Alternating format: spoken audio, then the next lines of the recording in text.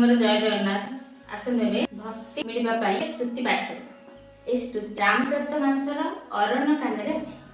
श्रीराम मां सीता आ लक्ष्मण अत्रि मां अंशाय मुनि का आश्रम को जाइथिले। एठारे अत्रि मुनि गोटे स्तव पाठ करथिले। कहिले जे ए स्तवटी जे श्रद्धार भक्तिर सहित पाठ करिवो ताकु निश्चय भक्ति देव। ताहले चलନ୍ତୁ ଆମେ पाठ करिबा आ भगवानकर भक्ति प्राप्त कर।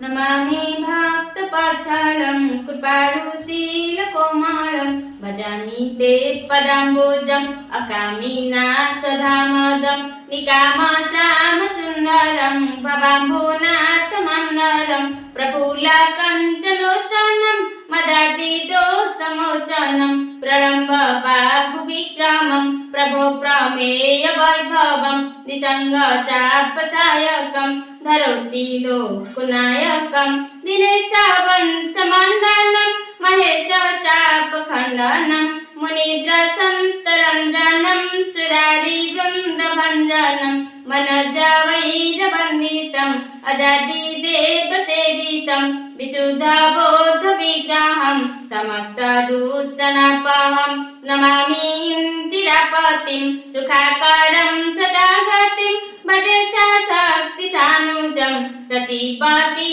प्रियानुजं तुदङ्घ्रिमूलजनाराः भजन्ति हीनमच्छरा पतन्ति नो भवर्नभे वितर्के बीजसङ्कुले विभक्तवासिनं सदा भजन्ति मुक्तये मुदा निरस्य इन्द्रियादिकं प्रयान्ति ते गतिसुखम् तमेकमद्भुतं प्रभु निरीहामीश्वरं विभु जगद्गुरु च शाश्वतं तुरीयमेव केवलम् भजामि भाववल्लभं कुजोगिना सुदुर्लभं सुभक्तकल्पपादपं समसुसेव्यमन्नहम् अनुपारूप भूपतिं नतोऽहमु प्रजापतिं प्रसीद मे नमामि ते पदं भज भक्तिरेहि मे पठन्ति जे स्तवइदं नरादेरणते पदं व्रजन्ति नात्र सञ्चय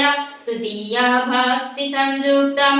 जे मनुष्य श्रद्धार सहित स्तव पाठ करती से जे आपनक भक्ति रे युक्त होई आपनक परम पद प्राप्त होई सेथिरे संदेह नहीं। अत्रि मुनि भगवान श्रीराम को कहिछन।